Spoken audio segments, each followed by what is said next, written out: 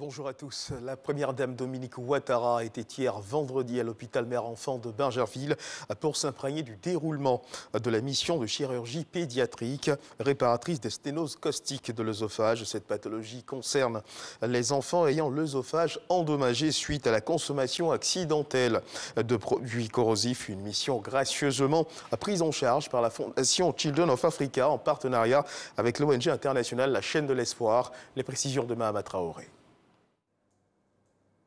L'air inquiète, Mama multiplie les invocations. Il en est ainsi depuis des heures. Mama prie en effet pour sa sœur cadette de 19 ans qui subit au même moment à l'hôpital mère-enfant de Bingerville une intervention chirurgicale de remplacement œsophagien. Idem pour l'enfant de Bénédicta, une béninoise que nous retrouvons dans la chambre voisine d'hospitalisation. Tout ce qui doit se passer, ça dure 8 heures. Et depuis 8h31, elle est rentrée au bloc.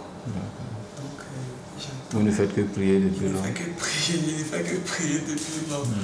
Je fais ce que je veux, ma petite connaissance, c'est ce que je mets en pratique. On se pose la question, on se dit, mais quand est-ce que ça là va finir, tout ça. En tout cas, tu ne peux rien faire. Avec ça, on ne peut rien faire. Tu ne peux pas sortir, tu ne peux pas aller parmi les gens, tu es seul, tu veux lui donner à manger, tu te caches pour lui donner à manger. Donc, on est stressé, tout ça là, on n'est pas à l'aise. Malgré l'angoisse, l'espoir est permis. La mère de la petite Berikia peut l'attester.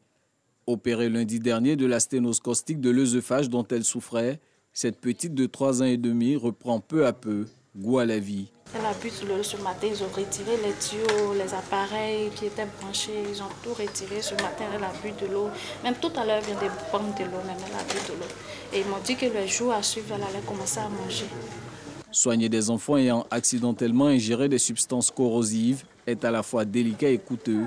C'est pourquoi la Fondation Children of Africa de la première dame Dominique Ouattara et l'ONG internationale La Chaîne de l'Espoir ont entrepris cette mission de chirurgie pédiatrique réparatrice de l'œsophage. C'est la 3e du genre en 2 ans. Ces enfants sont complètement pris en charge, c'est gratuit. Et ce sont des enfants qui jusqu'à présent ne pouvaient pas ni manger ni boire, parfois depuis plusieurs années. Et c'était très émouvant de les voir et de voir surtout le témoignage des parents. Donc j'étais très heureuse de cette visite. Démarrée le 28 mars dernier, cette mission s'achève le 4 avril prochain. Les enfants concernés subiront soit une endoscopie, soit un remplacement œsophagien pour leur permettre de s'alimenter normalement. Le Premier ministre Patrick Achi s'est lui rendu à Korogo hier vendredi pour prendre part aux funérailles traditionnelles de l'ex-Premier ministre Amadou Gon Coulibaly.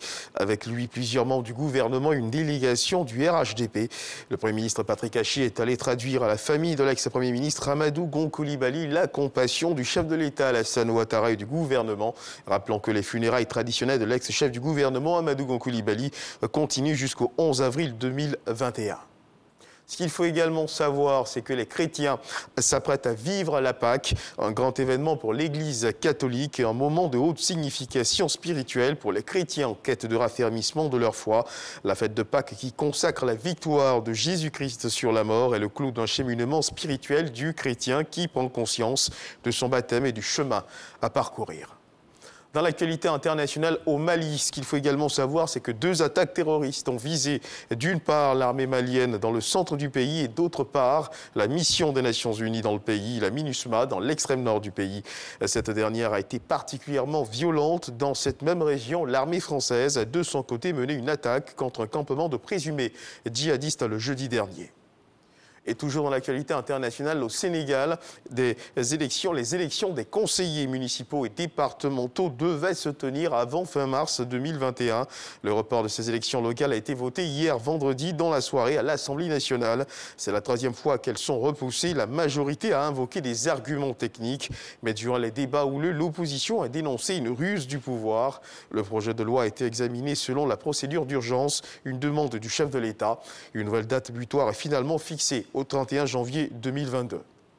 Et puis aux États-Unis, au 5e jour du procès de Derek Chauvin, le policier américain qui a causé la mort de George Floyd, le mur du silence au sein de la police semble se briser. 2 chefs de brigade ont déjà témoigné contre leur ancien collègue pour dénoncer son usage de la force contre la victime. Le lieutenant Zimmerman, le second haut gradé de la police de Minneapolis, a témoigné contre Derek Chauvin. Son témoignage conclut donc une semaine éprouvante pour les jurés qui ont été confrontés à des témoins du drame toujours bouleversés et à une avalanche de vidéos. Choc. Ce qu'il faut également savoir, c'est que la semaine prochaine, un autre poids lourd est attendu à la barre. Il s'agit du chef de département de la police de Minneapolis en personne. Et c'est sur cette information que se referme ce flash d'information. Merci de nous avoir suivis. Je vous retrouve à 13h pour le journal.